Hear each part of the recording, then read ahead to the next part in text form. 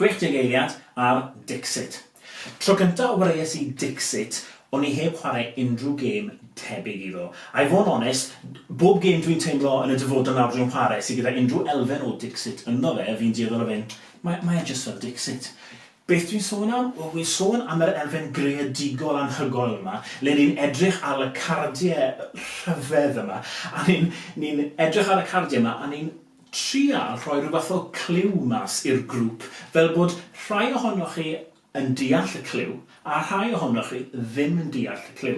Felly chi'n chwarae'r pobl, fel mewn gêm o poker, chi'n chwarae'r pobl o gwmpas y fod, dim y gêm. Does dim elfen rhy gystadleuol yn y gêm yma, ond mae yna elfen greadigol iawn. Felly bydden ni'n gweud, oedran tua 8 a 1, bydden gallu bod digon greadigol yn mwyn cael y gorau allan o'r gêm hyn, ond mae Dixit yn mynd I rhoi profiad gwbl wahanol I unrhyw beth dath cyn Dixit.